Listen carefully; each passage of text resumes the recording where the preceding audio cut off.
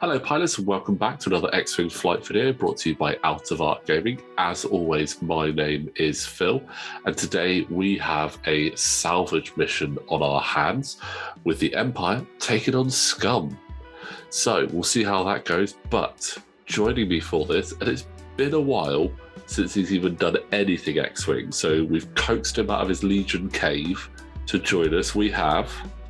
My name is Fraser. Thank you, Phil, for the invite.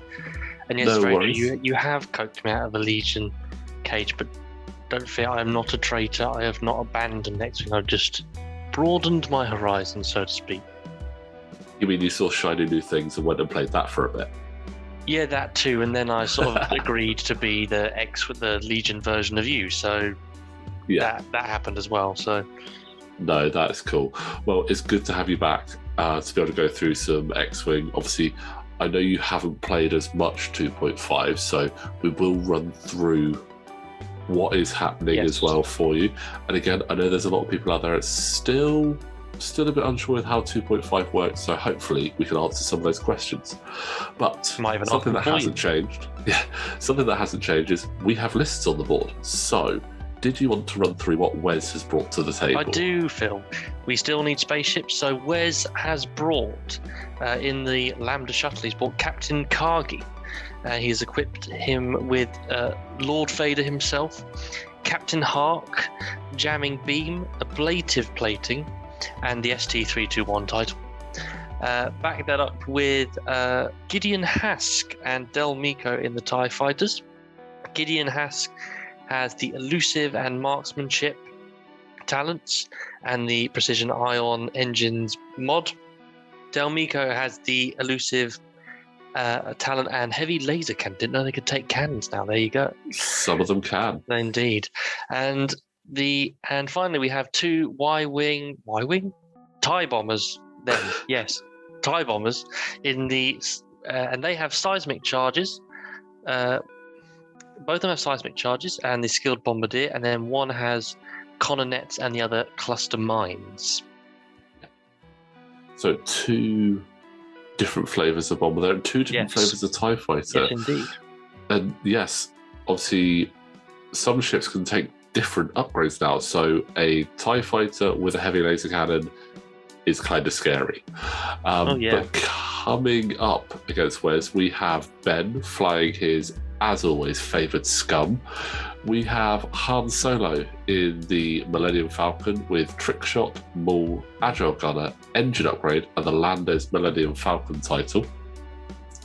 Now, the list will be in the description below, but I made a little mistake, and Kath Scarlet and Emon have the wrong upgrades, and I didn't notice until I was well into the edit. So the correct lists are below, but Emon Azzameen has Andrasta, the Child, Laser Bomb, Electro-Chaff Missiles, and the Delayed Fuses, and he is in the skull-faced fire spray that you can see just moving up now. We also have Kath Scarlet in her classic red and white fire spray with Marauder, Elusive, Veteran Tail Gunner, Ahsoka, and the Electro-Chaff Missiles. So a very heavy hitting list there, and it's really nice to see two fire sprays and the Falcon together. I mean, speak for yourself. I'm always facing the two fire sprays, and that's very scary. Yeah, they can be quite scary, especially I'm a massive fan of Emon. His ability to put bombs out at range speed 3 with either the straight, the bank, or the hard. Let me just double check that one. The straight or hard template, not the bank. Not the bank, no. I mean, add the bank in there, that would be ridiculous, but I do love Emon. I think he's great. But yeah, on to missions. We are doing Salvage Mission this game. Salvage Mission, you've got 5 objective tokens on the board. We've got our lovely by the same token objective markers there. These are placed by the players. And from turn 2, you can actually take an action to tow one of these objective markers. And what you'll do is you'll place that objective marker on the relevant ship guard and put a marker next to that ship so that you know that it's towing something. And in the end phase of each round that one of those ships is towing something, you will score one of those precious, precious points. Now, towing isn't easy, as anyone who has hitched up a trailer to their car will know. You are limited in what actions you can do. So you cannot do a barrel roll, a boost, a cloak, or a slam action, or gain cloak tokens. So if you do those, you will lose the trailer. It will come off and it will go hurtling through space. Additionally, if the ship carrying or towing one of the supply caches suffers a crit, they do lose the objective. Oh, I like that. It'll be placed by your opponent at range 1 of the ship that had it. So it's worth getting them because obviously points, as we all know, do mean prizes. But it does limit you to a degree, so you've got to be careful. You can't grab them until the second turn, and you don't score points until the second turn. With regards to just a straight up joust or dogfight, only full points count for ships. So half points, you don't get any points. So you could potentially ignore those supply caches and not score any points there and just go for kills, or you can try and do a combination of both. So it's going to be interesting to see how this plays out. And I mean, the obstacle placement in itself is quite interesting. It's very heavily into Ben's side, which I think could be quite tricky if Ben forces Wes to come at him. Because Han Solo with trick shot, that's not something you want to be in a big debris field there. So it's going to have to be careful with that. And you've got 2 different kinds of list as well. We have these Empire ships are very classic. I want to be evasive and not get hit as much because my dearest Emperor does not invest in shields. Correct. Whereas we've got some very chunky ships on Ben's side, and they can take a bit of a pounding. Yeah, and then especially those fire sprays, they are very maneuverable for a medium-based ship. With that front and rear arc, they're not going to be too bothered about not actually being facing directly at you. And in fact, that can benefit them, especially if we see that blazer bomb drop. And we've already got one of the Electro-Chaffs going right in the middle, so that's going to be a bit of a pain there, potentially for the White Gamma Squadron coming in. Yes. So that's going to be interesting. But again, I know it's been a while since you've played X-Wing, and I know that of the 2 factions on the board, you do favour the Empire. I do. They were my very first faction. Mine too. I absolutely love my Empire. Favourite faction. Love playing them. But which list do you think, given what we said about the mission objectives and what we've actually got on the table, which list do you think is probably going to have a better time here? I'd put my money on Ben, to be honest. I think purely for hit points, it's gonna be a case of chomping through something or getting severely hit. Yeah. I think Wes probably does go for objective, which he has, in fact, with Red Gamma Squadron taking the first objective. So, yeah. I've had this conversation with a few of the other commentators, and again, I know you obviously haven't played much 2.5 recently, and we will rope you back down on a Wednesday night to get some games in, because you will definitely. I remember obviously there were a lot of reservations when 2.5 came in, but the most recent updates to it have made it much more engaging. I absolutely promise you, I think it's a much better version than the original update. But again, objectives. What you said is does sound much better. And I'll tell you what, we do have some great games coming on the channel soon, but a lot of objective stealing there from the Empire. I think it makes sense for Wes, because I think he could go for the tactic of I claim the objectives nice and early and hold on to that, not necessarily trying to kill anything, although that's always nice. Yeah. And then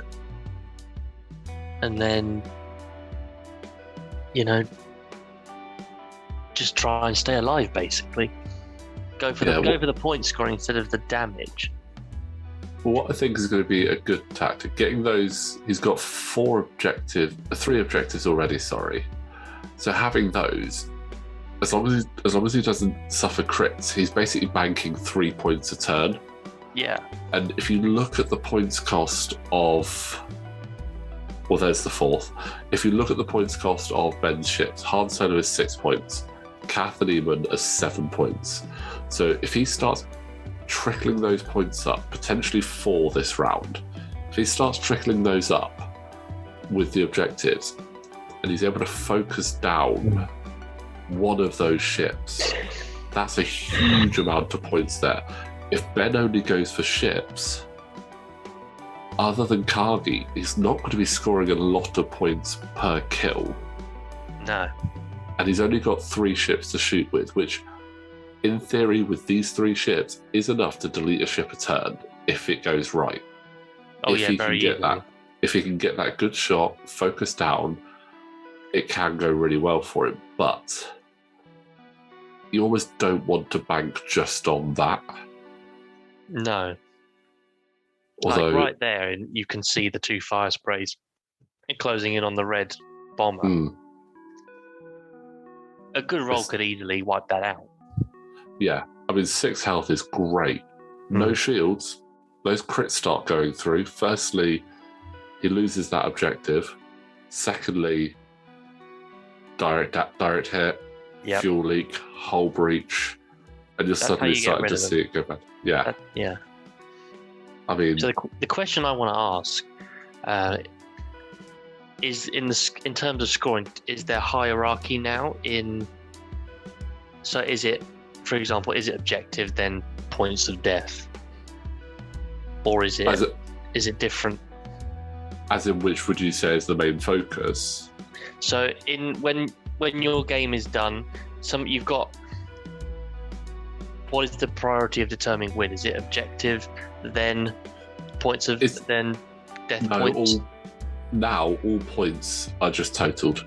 So neither has a higher priority. So getting 3 points for killing Gideon Hask or getting 3 points for objectives is just 3 points. It doesn't really matter how you get those points as long as you're getting those points.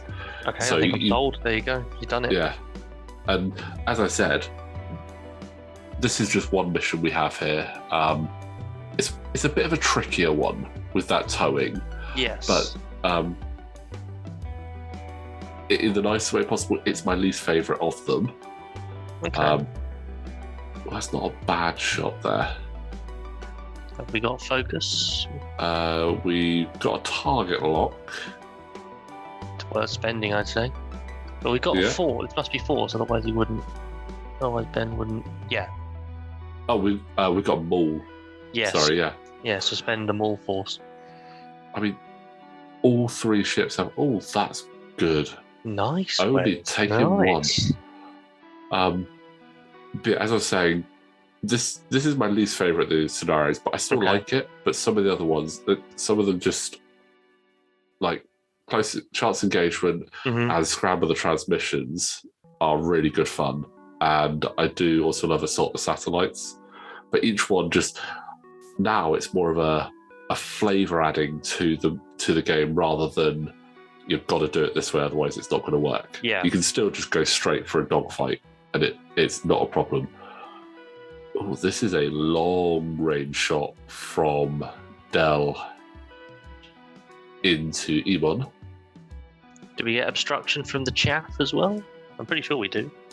You know what? I'm not 100% sure. I very rarely use it. I'm sure it's I think it counts as obstacle from what my memory serves me. Yes, it does. Yes. You do get an additional one. That is a nice crit, and that is a nice dodge. Yep, much better. Gonna be tough to get through those fire sprays, especially long range through obstacles. 4 evades with TIE fighters, definitely. Potentially, we've got a very mixed. That's Wes's thinking, is a mixed list of these TIE fighters potentially are the objective claiming stuff, and then you've got more heavy stuff in the bombers, and then the Lando can put in a good punch if it wants to. Yeah, with Vader, Hark on there as well, and a good combo. I like it.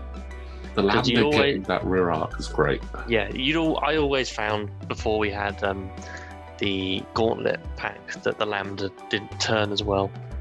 So to have something that will bring your R2 down. Well, no, it doesn't do that, does it? It allows you to take a focus. That's right, yes. Which could be massive, actually. Oh, absolutely huge. I mean, you've got Vader's force there, but 9 times out of 10, as long as you remember it, you're going to be using that to just try and delete a token or score hits. Always, yeah. I mean, one card I miss, I don't know, I can't remember if you played much 1.0, but I missed the Rebel Captive card that you used to be able to put on the Lambda, in that the first ship that targeted it gained a stress token. I know of it, but I don't remember it very well. There's some cards I do miss from 1.0, some that I really don't. The Tiny Man Link, I'm looking at you, but some of them were just amazing. So we just had the magnet break off there.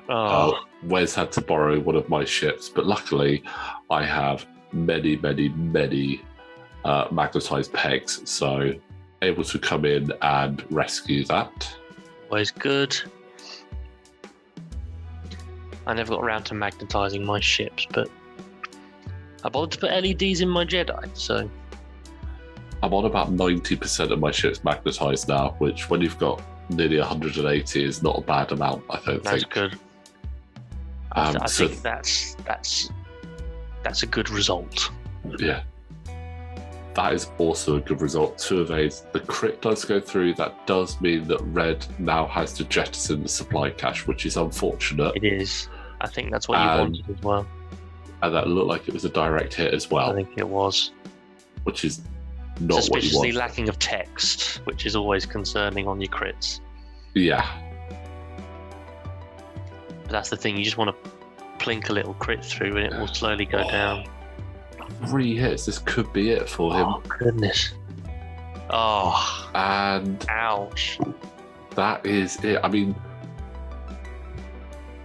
in all fairness to that Gamma Squadron, he just tanked 3 shots from a trick shot Han and 2 fire sprays. So you expected him to go down. Yeah. The fact that Ben had to use all 3 and some force and some target locks to actually do it is worth it.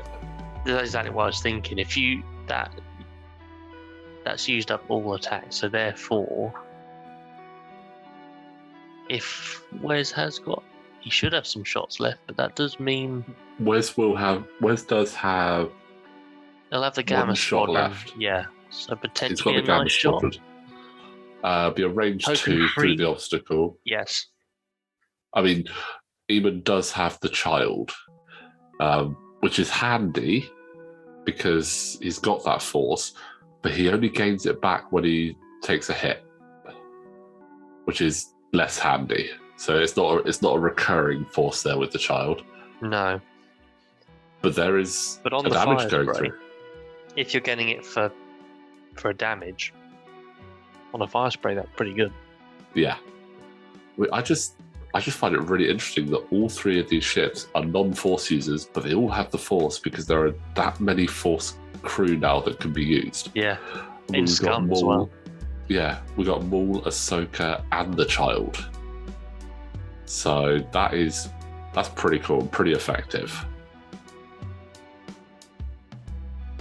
And Ben has been quite favourable with the child as well. He's really enjoyed using that. It does mean that you do basically allow 2 ships to gain 3 target locks against that ship with the Mark for Pursuit condition card, which have actually gone onto the TIE Fighter. So it does mean TIE Fighters have 3 locks against Emon. So once they attack Emon, they gain a lock on him because of the child. Which actually might be why he put them on there, because if Wes knows that obviously the TIE Fighters don't get a natural target lock, if they can gain a lock through an ability that's been granted by your opponent, then happy days. And the best bit is that it's not the person with the child that sets who it goes on. You actually get to choose who has it. So I like that. I think it's really cool. But going into turn 3, points-wise, Wes has scored 3 for objectives, and Ben has got 4 points for the Gamma Squadron Ace. Almost doing exactly what I said earlier, which is deleting a ship in a turn, scoring points. So, I mean, Ben has flown past one of the objectives and just essentially ignored it. Yeah. If he continues doing that, it'll be interesting, but we do have a system phase coming in, and it looks like cluster mines, a really great combination of skilled Bombardier and the bomber's agile nimble bomber. The nimble bomber. I love the nimble bomber with the skilled bomber. It's so good. Yeah. I'd always love to do I quite like a thermal, because you can have the 1, 2, and 3 on the straight and bank.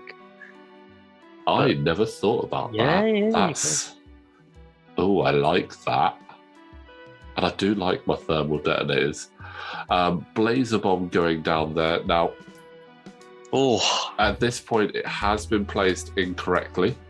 We've not used the Blazer bomb much in store, but luckily, one of our other players sort of queried it and said, have you not put the other token down? So yes, I was just thinking what you mean, but yes, I do know what you mean. So what you have to put the actual bomb itself in. Yes. And then the blaze comes in later. Yeah, so what you'll do is you place the actual bomb in. Yeah. It detonates at the end phase, the end of the activation phase, similar to a proton bomb. Yep. So everything within 1 suffers a damage. Then once it's detonated, that big round blaze token gets attached to the other end of it and comes out. And if you move through it, you suffer damage. Yeah, so it's a multi-stage bomb, which is very different. It is, and I like it. It's quite cool. It's very, very Mando style. Fittingly, obviously, came in the Mandalorian packs. I think it was the Gauntlet and the Pride of Mandalore. Yes, and some of the other newer packs as well. It's come in, but it's really interesting. You don't see it very often. Again, some new things you see quite a lot, some you don't. This one I think is one of the ones that you don't, because it's a tad wordy, a tad tricky, but I think it's pretty cool. And I'm not going to lie, I might have to give it a go at some point if I start flying some more ships with bombs. We should. I'm yet to use it as well. The thing is, I think people just generally do go for old favourites a bit more readily than they do the new stuff. They just go, right, I love my old favourites, but it is a worthwhile bomb from what I've gathered, and it is definitely worth a try. So, I mean, for me, my favourite device like that is probably thermal detonators, just because I think they are hilarious to be able to drop 2 of them. It just makes me laugh. Proton bombs is still my favourite, with the thermals at a very close second, only because with an unshielded vessel with just a guaranteed crit is fantastic. True, we've seen a lot of good bomb usage, and I think devices have become more readily used. Yeah, they seem to fit better now. Yes. But there we go. Going over that Electro-Chaff there with the Gamma Squadron. So breaking the lock and jamming. Yeah, so while a ship at range 0 of an Electro-Chaff cloud, it cannot be locked, jammed, or coordinated by other ships. After a ship moves through or overlaps Electro-Chaff cloud, it skips its perform action step. It then gains 1 jam and breaks all locks on it. At range 0 to 1, it can't be locked.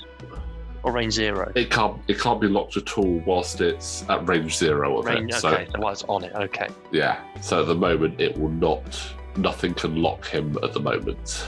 No, and I think that was the right call because that poor bomber was boxed in a little bit. Yeah. And I certainly think the Chaff is a better choice than the Blaze Bomb. Yeah, absolutely. I mean, obviously, Wes wasn't to know that the Blaze Bomb was going there and he was looking to turn in, but that Chaff was in a really nice position. Obviously, Ben has chaffed Kath Scarlet, but it does mean that any locks that were on her are gone. Shame that it does jam her. No, but the cluster mine drop is now interesting. Really in Wes's favour. I wouldn't say that the fire spray is forced to go over it at the moment, but it's definitely Ben's will have to do like a bank 1 or something like that. Yeah, he's gonna have to do something to go around past it.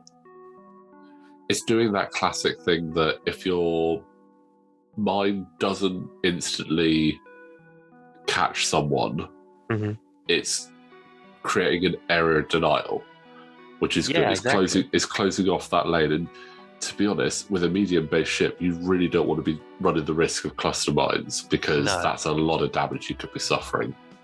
No, 100%. So, and a good shot into the fire spray is very possible. Kagi. Yeah, exactly, from Kagi.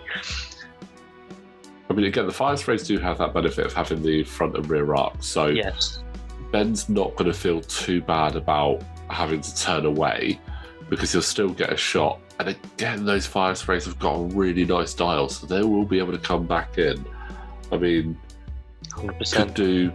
Could do a 1 hard away this turn, and then maybe a 3 Talon either left or right next turn, just to he could do reapproach there. Just trying to visualize, would it a bank 1 and then attack? No. Bank 1 and Talon could be interesting. It would put him quite square back on. Yeah, I would. Facing back towards himself. But I think the hard followed by the Talon would be pretty good. Yeah, I think that's better because of the rear arc, you could have a rear shot and then turn back. Yeah. And I think Kath would still be in a. Is it Kath or yes? It's that Kath. One's Kath. That one is Kath. Is in a place where that could be okay. Yeah. Well, this is unfortunate for Del. He obviously can't barrel roll at the moment because he has a supply cache. No, but I don't think he would have been able to get away from that. But it's is it worth it? Because it could be a risk worth taking. Yeah. He's obviously going for the focus, Wes, but it's just one of those. This is where obviously towing can be tricky because you limit those actions. If you've got a ship that can't boost or barrel roll, they are ideal for grabbing one of those objectives, but they're obviously not as quick and won't be able to get there so well. But I mean, you look at the Lambda, can't boost or barrel roll, so it's going to be really ideal to pick up an objective as it has. And I think that Blaze Bomb is catching Del, Gideon, and the Gamma Squadron. So, I think it's close enough. Yeah, Del. So Gideon looks to be fine. Del is fine. They are all fine. No damage. Wow. Do you get strain or something for the eye? No, you don't. You get nothing at all for eyes. I'm just bringing it up. So, Blaze Bomb. Give me the information, please.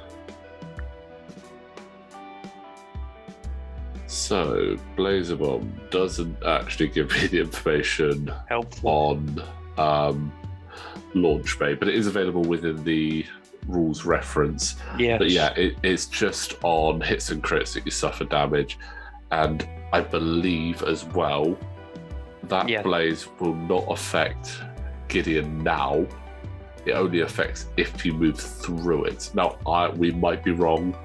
Obviously, feel free to drop a message in the comments to let us know if we've done it wrong and how we should use it. Yes, you can always tell us mainly me, but you can always tell us how terrible we are. That is fine. It really does help. To be honest, we've had so many interactions that sometimes you do get wrong. Yeah. But it's nice to have someone just say, actually, that's how you do it. And we're like, fair play. We're all here learning still. Here we go. So it's the blaze. It's the blaze that does the something on an eye. You get a stress if you go through it. Even when you roll an eye. That is a big hit going into Gamma Squadron. Painful. There's two damage there out the rear of Emon. That looks like the only shot that he has into Gamma, though. Yeah. Oh, that's unfortunate. Ooh.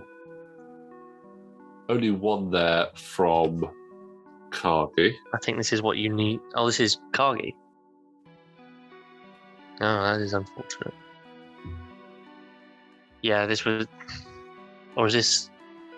No, is this Kath into Kagi? No. Kath into Kagi, yeah. Okay. So, 1 damage. Kagi did Vader Kath.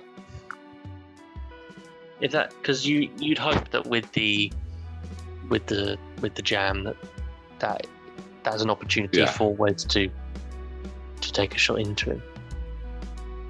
Ooh, spending one of those precious force with the shard.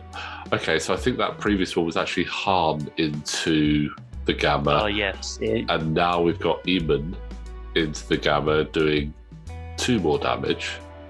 Always so not quite deleting the ship this turn, but causing a fair amount of damage. Not causing it to drop the objective, which is ideal for Wes. He needs to score as many points as possible here. Yeah.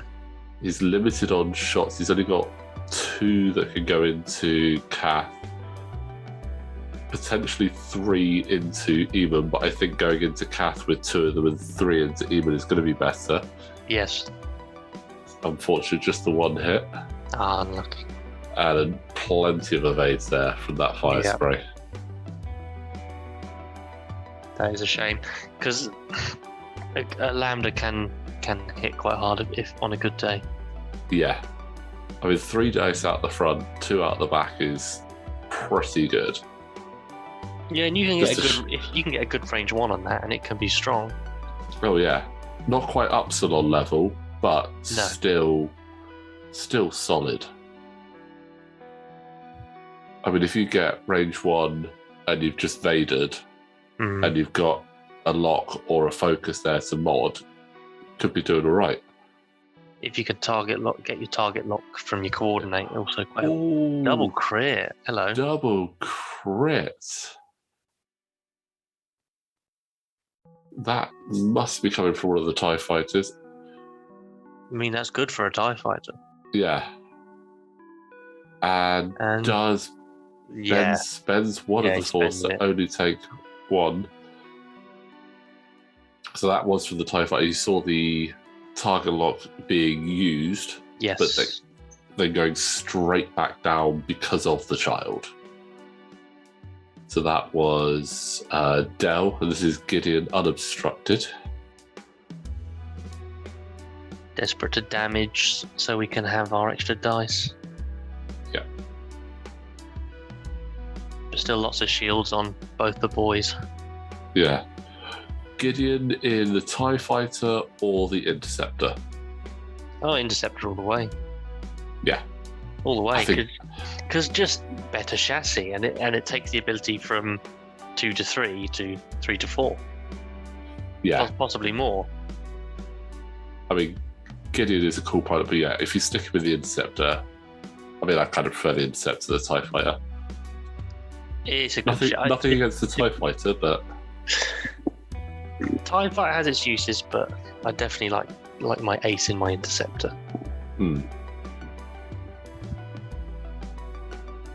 So not a bad round there for Wes. He managed to not lose Gamma Squadron. No. Which was good. He's managed to put in some damage on those fire sprays. Yeah. Probably would have liked a little bit more. Oh, we got one last shot coming in. Might do.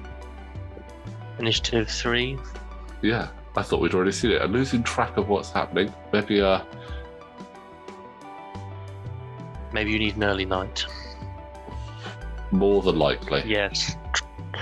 Trust me, we're all there.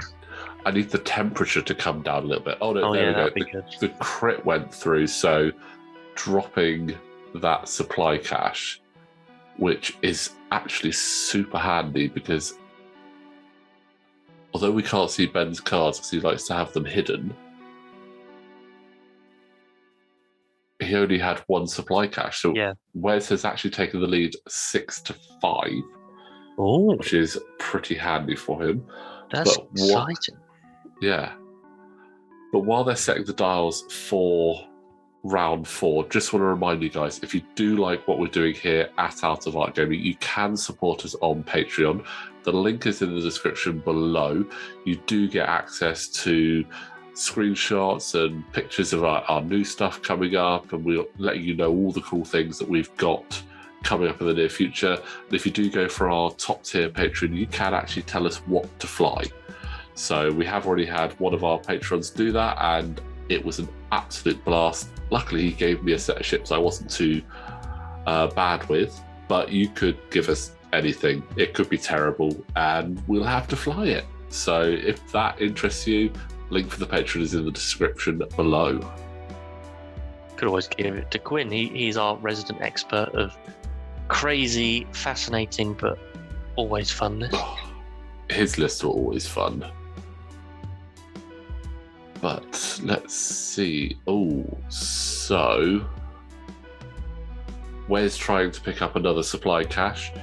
You can only hold one, unfortunately, Wes, and Gamma Squadron already has the supply cache, so you can't pick up. That was going to be my next question, and I was not surprised of that.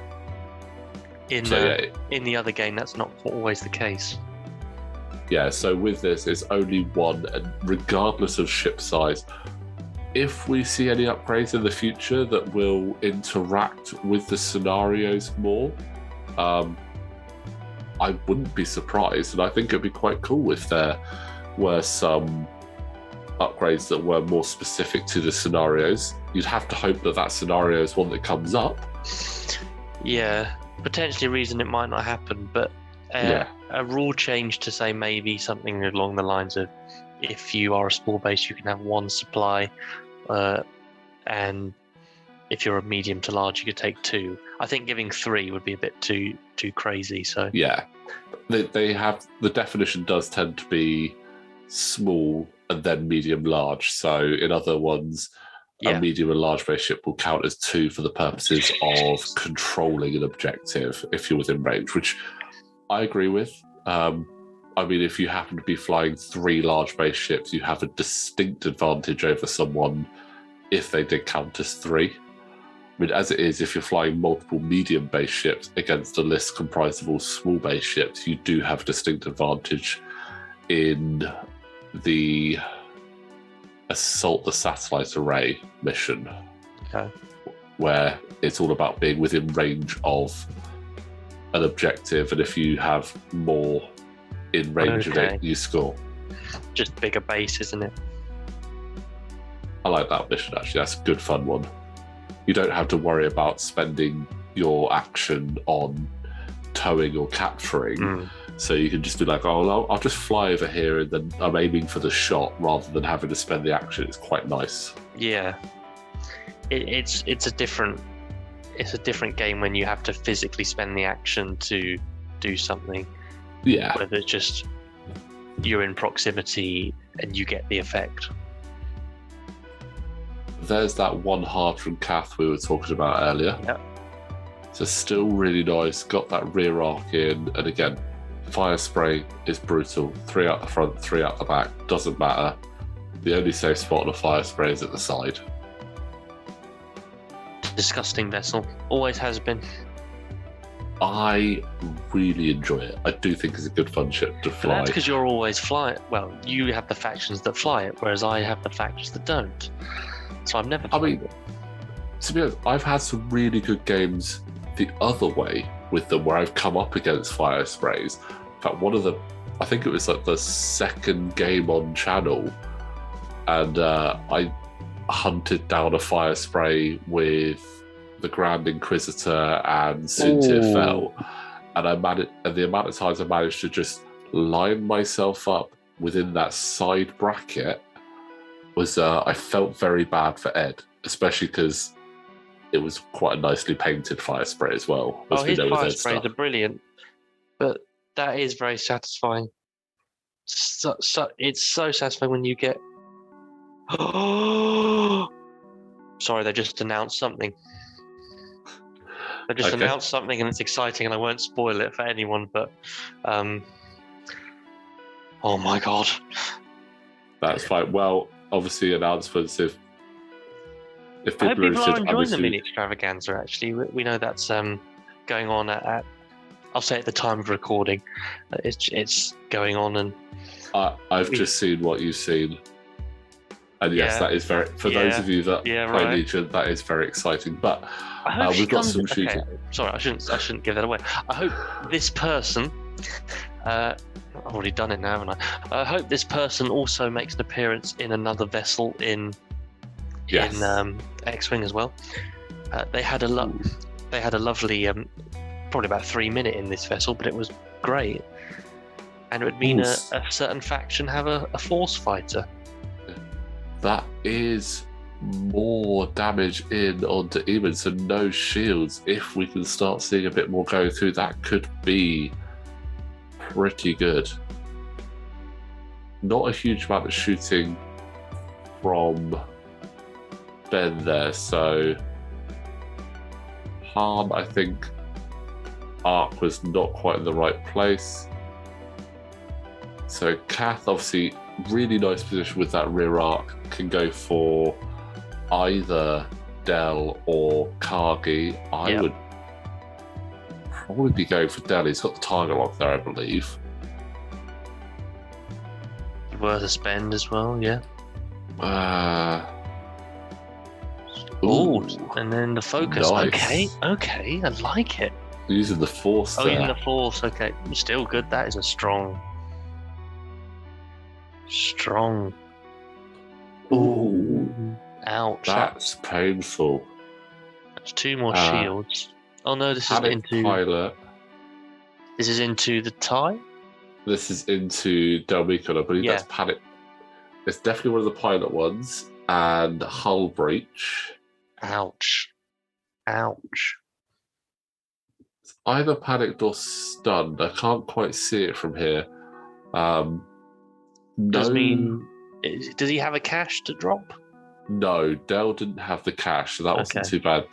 No stress going down, so I'm going to go with it being stunned pilot, but a hull breach, I mean, is Emon going to finish? No, Emon cannot manage it. That is very impressive. See, it's the thing with these 3 hull ships is until they are dead. If they're just on 1 health, they're still completely viable. Yeah, absolutely. They are. TIE fighters are good because they're not very expensive. I mean, you've got two TIE fighters there, 3 points apiece, with upgrades and all sorts of shenanigans on there. But you've got to take them out. You're only getting 3 points, which is huge. And at the moment, Wes's lead is increasing 9-6. So that is good stuff there for Wes. The objectives are really being key for him. Yeah, TIE fighters are just... You've got the end of these... You've got 2 ends of these 3 hull ships. You've got the Eta 2 at the top end, and you've got the TIE fighter down the bottom, but they're all really viable ships. Oh yeah, all of them absolutely. until on 1 health, which is really interesting. I mean, we talk 3 hull ships, and there are so many out there: TIE fighters, Eta 2s, the interceptors, and they all do a different thing. The dial is what makes them. I mean, the TIE interceptor, super fast, aggressive with the 3 attack, with their ship ability. The Eta 2 sort of sits just below the interceptor, in my opinion, for the chassis. Okay. When you start looking at the pilots and the force abilities, that's where some of them, you have to start looking at the individual pilots to see who is going to come out on top. Obviously, you look at Anakin, Initiative 6, 3 Force in an Eta 2 with the loadout options he's got is going to be right up there. Yes. But don't discount, say, Suntia Fel or Sienna Ree. Initiative 6, they don't have the Force, but very powerful. I mean, a list with both of them, a list with all 3 of those would be incredible if you could do dual factioning. But yeah, and then the TIE Fighter, again. Well, do you know what they might do? They could do something like that, but they could only do Vader, couldn't they? Yeah. Because for those who haven't read some of the expanded books that are canon, Vader does fly an Eta 2 in the very early days of the Empire when they're still using V-Wings, and he still flies it. He flies a black Eta 2 or something with a... dark grey and black. Yeah. So they could do something like that, but... That would be cool, but I'm not sure... I mean, it'd be nice to get another version of Vader, but I don't know if we necessarily need him. No, it's not worth bringing out a whole pack, is it, for one? Yeah. For a single character. They could do it in a card pack, and you'd obviously be assuming you had shots and aces, but you would have to own it. You'd have to still own it. Which is fine for me. Oh yeah, for someone who, for a Republic player who's also an Empire player, be fine. I mean, we do have scheduled in the next couple of weeks the Vader versus Anakin showdown, using all 7 variations of Vader and Anakin in an Aces High format to finally determine which ship he was best in. So I'm looking forward to that. It's going to be interesting. I don't think it's going to be the Defender before anyone just says it's obviously going to be the Defender. No. You never know. I think that Y-Wing might actually do quite well. But it's going to be an interesting one, and we will have that coming up towards the end of August. We've got it scheduled in to play, and I'm really excited by that. Yeah, 100%. I have to see if I can get down for that one as well. Well, like I said, we've got Annie in the N1 Starfighter, and we know how much you love your N1s.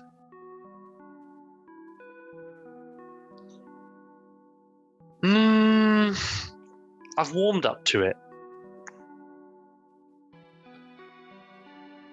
I think it's going to be a fun matchup just to see. And obviously, being Aces High, you could see some interesting alliances forming in there, and then some inevitable backstabbing. Yeah, you definitely could. Hull breach has been fixed on Del there, I believe. Or it might be the Panic Pilot. Something's been fixed on Del. So he's now... Well, Hull breach is still there. Something else has been fixed. So he is a little bit better than he was. So that means it was either wounded or blinded pilot. But I couldn't quite see from this angle.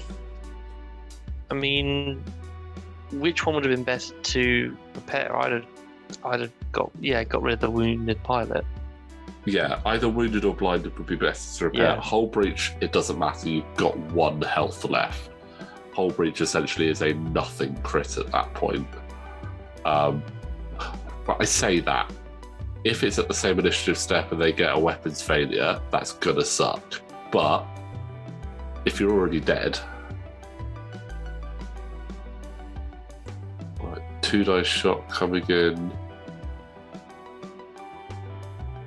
Lots of evades, all evaded there. Happy days.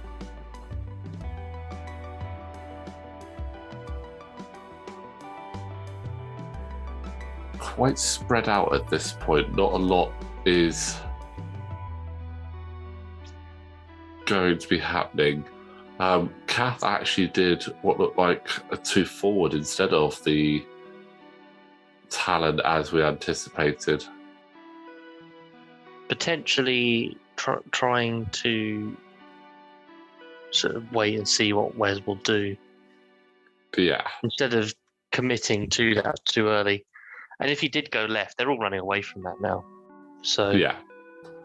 I mean, they're all down at that bottom edge. It's a shame that Del isn't in range to grab that objective, because that would be really good for Wes, because if he's got 4 objectives, it's only a couple of turns until he potentially has the win. He could do it. Ooh, long range there. Into Kagi. Ooh. So that is a damage, and one of those is a crit, so that does mean that Kagi is going to be dropping the objective. Which is exactly what Ben wants to do right there.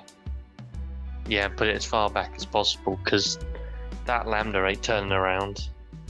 No, he's never going to get round. It's taken 4 turns to get back there. And the hand's coming nicely around the corner to grab it. Yeah.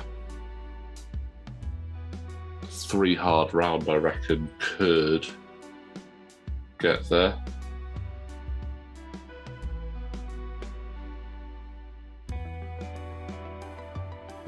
But again, with the points as they are, you've got 2 ships really hurting.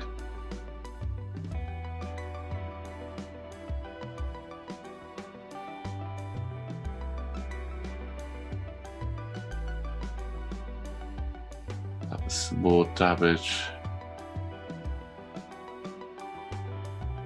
Yeah, 2 ships really hurting with 7 points up for grabs. Wes has made it up to 11. Ben is on 7. It's still a really close game. It can turn round so quickly here. And Wes just needs to... He's got to be careful, because his bomber's going to be going first. So he needs to be wary of where things go, because obviously you don't want to be bumping your own ships, because that's where you start taking damage. Oh yes, I'd forgotten about that one. Yeah. No more friendly bumping mechanics. Which I was never a fan of anyway, but it was always nice to have that little bit of grace if you did do that. Yeah. Castling up did get a bit iffy. Yeah. I do kind of like that. I mean, sometimes it is okay, but it would be a tricky one to manage if you do it more than 2 turns in a row or something. So just a straight, you bump into your own ship, you run the risk of causing damage. Fire sprays coming in for a little confab in the top left corner, just discussing exactly how they want to take out these annoying TIE fighters.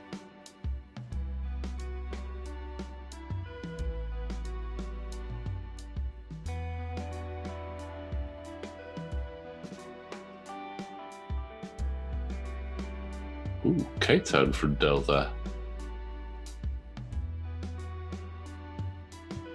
Wondering if he's trying to take it a bit more cautious and reapproach, but that's a nice bank there from Gideon. Do you drop your cash if you do a red? No. Okay. You used to in the original versions. Right. But they changed it so that it was just, again, boost, barrel roll, slam, and cloak. Okay. No, that makes more sense. Landing on the rock with the Lambda, Yeah, that is not ideal. No, and it was that's just a clip as well. That's a shame. Yeah. I genuinely thought that 2 was going to make it round there and causing damage as well. No. So that's all shields got on the Lambda. That Lambda is now incredibly vulnerable. Yes, it is. hoping to. I mean, the idea with the Lander is you obviously hope to try and support the others a bit more than necessarily being an attack ship. Yeah. Even though it does have a good punch on a good day. I mean, that's where SC-321 comes in, to be honest. Yeah. Allowing that longer range on target locks and jamming beam as well could be potentially interesting. Oh, okay. The sloop there from... Yeah. So not interested in that supply drop? No. Very much more, I'm going for the kill here. I think it potentially, though, that last hit point might have been the confirmation for Ben there. Yeah. Because now's just you could very easily get Han and one of the fire sprays to do. If a good shot from both of them would easily take that boy down. Yeah, and they're generally still very healthy, and they look like they're in a fairly good position to converge back in on those ties in that top corner. And again, if you can get sustained fire on them, you could be potentially taking out, or definitely taking out either Del or the Gamma Squadron.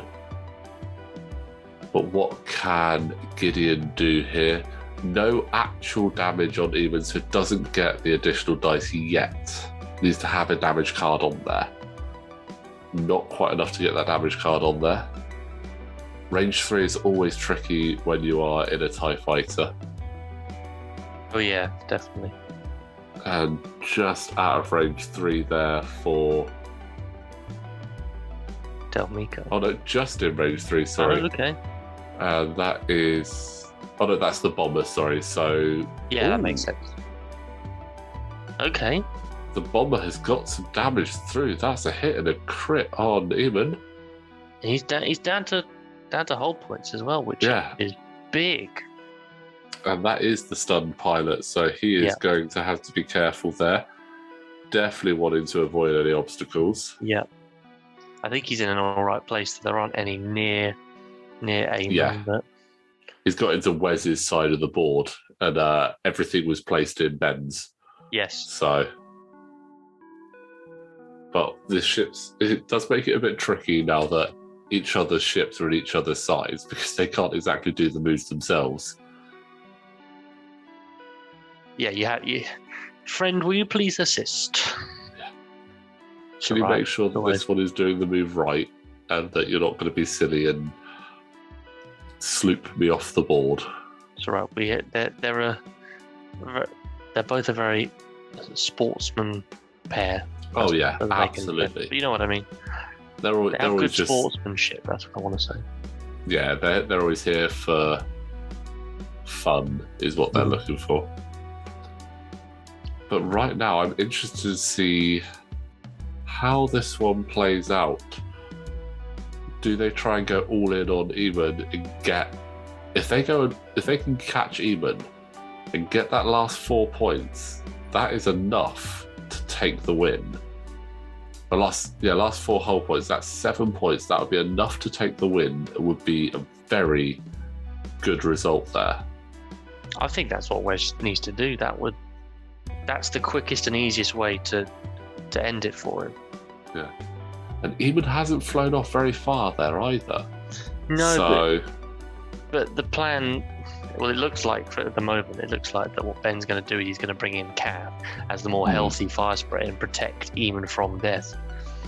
And try and get some of those long-range shots to pick off Gamma and Del. Where Han goes is going to be interesting if he just 3 banks back the way he originally came. Yeah. He would remain stressed, but he's got the force in Maul. Yes. Could be enough for dice mods, I suppose, yeah. But yeah, let's see where Kath comes in. I almost anticipate a 3 bank. Yeah, me too. Yeah, there we go. Yeah. 3 bank. Swapping positions, essentially. hoping to PS kill Gamma Squadron. Yep. Obviously, with the initiative, possibly take out one of those TIE fighters, get a crit on there as their weapons failure. I mean, potentially initiative kill might be better because then you'd have one less attack. Yeah. So Gamma Squad would be the one to kill. Well, yeah, I think Gamma Squad is the one to kill because he's also worth more points. It's 4 points for Gamma, as opposed to only 3 for Del and Gideon, which, again, some of the points there, that's crazy. I was just thinking, does the Gamma have any torpedoes, missiles? But no, just seismic and clusters. Chunkier. I do like running some forward munitions on there. Ooh, that's a bump. That's risky.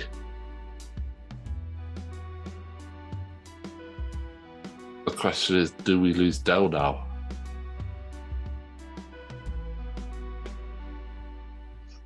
Can I have to roll for it? Yeah. That's Del Meeko down. He did. Bumped to death.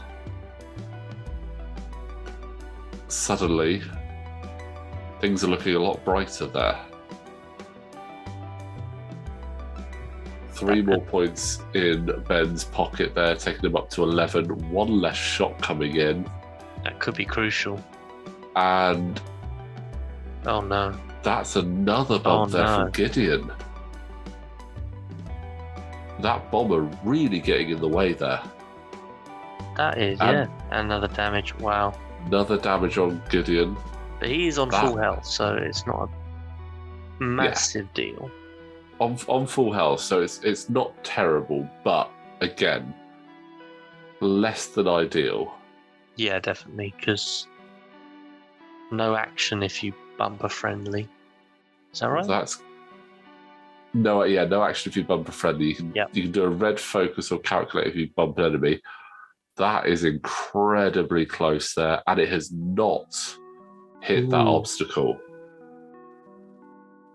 So that is brilliantly done. Very impressive. I mean, even if Wes had hit, I think that rock there is better than the massive rock right to his left. Oh yeah. Does he take the objective, or does he take a focus? Go for the objective. Okay. I think right call. He's got Vader that he can spend. Yeah. It's a tough call that I potentially you could have gone aggressive there. I would have definitely said, right, coordinate one of you two, get my lock. Probably have 2 locks. Get a lock on the TIE bomber, and then on the for the Lando from the ST-321. Yeah. And just get rid of that. Well, actually, hold on. No, wrong ship. Yeah. You're right. Because it's Kath in front, it almost pays to actually get the objective, because if it was Emon, then I would say 100% go full aggression, get those shots in. But we've got the Vader trigger, and taking damage there. But Han is going for that shot, unfortunately not obstructed, which doesn't sound normal to say, but Han likes the obstructed shot, so no trick shot, but double crits going through. Wow, what has Wes got in reply to that? Give me squiggles. 2 squiggles. 2 squiggles. Oh, that was a good reply, that was.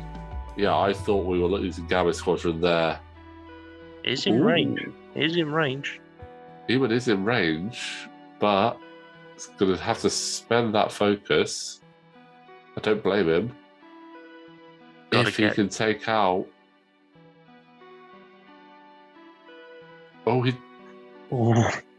spending that focus to keep it healthy. Wow. What I think I agree. Yeah, I think I agree. Although, Oh, this is going to be tricky. Oh. Yeah, that's... Yeah, so that's spending tough. that focus looks like it was the right call. Yeah. Not that it really helped there. That is Gamma down, unfortunately. But I think spending that focus was the right call, because if he'd have got 2 evades there, he would have survived that with 1. Yeah, that would have been great. 100%. But, I mean, those bombers have taken an absolute pounding. It's definitely more of an uphill battle now for Wes, unfortunately. If he had Emon in Kath's position, then yes, this would be very good for him. But Kath's the wrong fire spray in this situation, unfortunately. Mm-hmm. It was the right call to get Emon out of there in his state and get Kath to cover him. But that's nice. Hit crit going through on Kath Scarlet. Yeah. Not quite. Shields down. Spending elusive. Oh, there's the focus there. Okay, there we go. Yeah. Spending the tokens though, so that is good. Oh, what an evade! All of the evades. What an evade! Okay. Just saying no, thank you very much. But we are getting very close. So it's 15 to 16 points right now. It's tight, and it was looking all over 1 minute for Ben, but yeah, this is where it's going to be interesting. Yeah, if Wes can somehow track down Emon, and take him out, that's still going to be enough.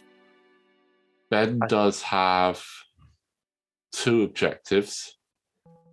So with that and taking out Gideon, they are the current win conditions. So Wes needs to take out Emon. Yeah. To get that, because that'll be 22 points. Interestingly enough, he's 3K'ing on to back in. Yeah. And doing a stop with Kagi, I don't think that's the right call. Personally, I don't think that's the right call. He's gonna have Kath in front of him, which is nice. He's got good shots in on Kath, but you're not going to be doing 9 hits there.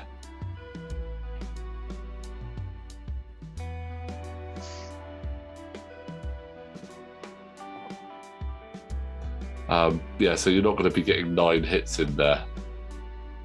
I think going aggressive on Emon would have been better. Or hoping that Ben tried to do a 3 Talon the wrong way. Yeah, I'm just trying to look and see what could be done at this point, but I think pinning hopes on that Kath would go a bit slower was not really going to happen. Only because Kath wasn't stressed, and there is no way on God's good earth that Ben would want to leave Kath in that nice range of 1 zone of Kagi. Yeah. And now we've got a really nice range 1 shot into Kagi from Kath. Yeah. Kagi doesn't have anyone in arc, so can't trigger Vader. Can't get a shot. Han has an obstructed shot, which is what he wants. Yeah. So it's 5 dice coming in against 2 evades. That's not. I mean, that's powerful for an unmodded shot. Hoping for a bit more there, so it's definitely a crit going through. 2 so crits. That's which will mean 2 crits going through. Fuel leak, not ideal. No, not on a ship like this. No, he dropped it. No, that's it. Yeah, down there. And He's dropping.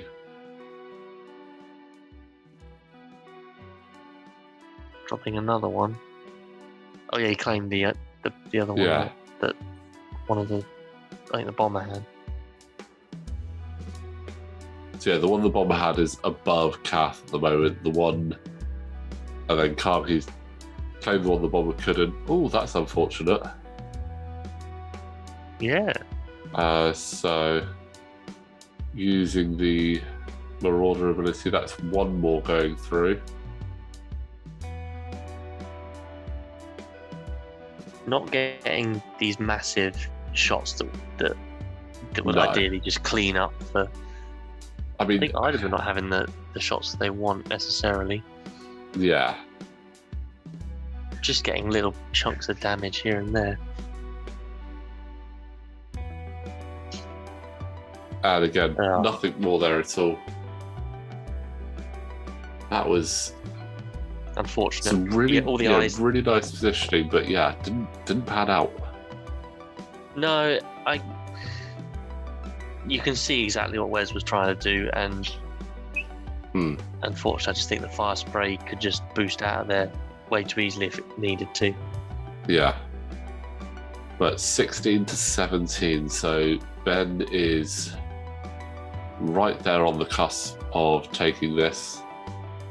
Both players have one objective piece each. Unfortunately, I do think Gideon is facing the wrong way. Yeah, I think should have stuck into Emon. Yeah. I mean, having Han coming in at him, though, was always going to be scary. I mean, if Kagi could get round the rock and see, that's going to clear the stress, obviously, off Gideon. If Wes can get Kagi to come round, attack Emon. Yeah. I would go coordinate to get the lock for Kagi, and then have an evade or something for Gideon. I couldn't think which type it was for Gideon. Yeah. Has he hit the rock? No, he hasn't. That was really nice flying. So, he's going for the objective. Okay. I don't disagree, but he's got to hope. I mean, he's got to hope that Gideon doesn't go down here. He's got 3 hull left on Kagi, 2 hull left on Gideon. Either one of those goes down, and that's game over. It's pinning a lot on a TIE fighter, which can be squishy. And it looks like I think Emon has got out of. Yeah, Emon has got out of Kagi's arc. I think this is the turn. This is the turn where we are going to see one of those 2 Imperial ships go down, unfortunately. Yeah. You've got 2. I mean, all 3 shots, I believe, could go into Kagi there. So starting off with Han as well. Yeah. Oh, but we do have a Vader trigger from Kagi into Han, so that is the final shield. Okay. I mean, I don't know if that would be the one I'd go for. I think I'd get rid of that focus off. I think he's just decided to keep hold of it, so just 1 hit. A solitary evade dice. It's not going to kill it. It's not going to kill him. No, but it does take him down to 2. So it does mean that Kath or Emon will have to continue shooting into him. I imagine we'll see Emon go first. But Wes does have initiative, so Wes will actually shoot first. Yeah. think he's going into Kath. I think that's the right call. Yeah. Gideon's going to go into Kath. At least strip the focus off. That's what you. Oh, Yeah. nice. That's strong. That. That is a good hit. Oh, that's a very good hit. Oh no, that was actually going up into harm there. Yeah, it has to be if it's 3 dice. You're right. Yeah, because it was the Lambda doing that. So very good hit there on to harm. Console fire. Oh, nice. That's always an annoying one when you've got that on the higher initiatives. 100%. 100%. Oh, but it does mean that harm drops the objective as well. Oh, yes. Okay. I completely forgot that harm picked up an objective, to be honest. I know. That's why it's always a good idea as well to have there's an objective marker token that you can get, that you can put next to the ships. We do have them, but the players didn't actually use them in the end. Okay. But it's just something that it's a visual reference for your opponent who doesn't have to look at the cards and try and remember who's who. Might help with the decisions as well. Yeah. So that is Gideon's shot. He has got focus. He's got a focus, but he's saving it by the look of it. I think he wants him alive, and so probably worth it. Oh, that's just one. And it goes through. Okay. So Kagi is on 1. So Kath has to shoot at Kagi now. That was you lucky. have to ignore Gideon. Yeah. I think Kagi's got no mods either. That was unfortunate because you could really just want a single of Aegis to tide you over. Now it's range 3, so there is the potential. Yeah, Kagi could survive this. We could be going to round 10. Could be it. Oh, so close. Yeah, exactly why you wanted the little one just then. Yeah. That is unfortunate. That is really, really close game there. Like keeping that really tight. And again, a great example of objective play and firefight play. Yeah. You saw, ended up 17 to 23, and Wes got all of his points through objectives, and Ben got most of his points through kills, but a fair amount through the objectives as well. So it shows how it can work either way and work in tandem, and both do well. So really good game there from Wes and Ben. So thank you very much to those guys. Fraser, I hope you enjoyed that, and I hope this gets you to come back on a Wednesday night. I will come back. I promise you I will come back when I have time. It's purely an issue of one. I can only really have one trip a week. As much as I would like to, but I will definitely be coming back at some point, I promise. And that was certainly a nudge in the right direction for me, because it looked very satisfying. It had, as you say, had the effect of shooty death and objectives working very well together. It wasn't all one or the other, so that was a nice one for me. Good. Well, I'm glad about that. And again, Fraser, thank you very much for joining us for that. It was an absolute treat for us, and we very much appreciate it. Thank you very much. Thank you to everyone. Right, guys, well, I hope you enjoyed that salvage mission there. Very well played by Ben. Combination of kills and objectives, but also really well played by Wes. But guys, don't forget, like the video, subscribe to the channel, link for the Patreon in the description below, and we will see you next time.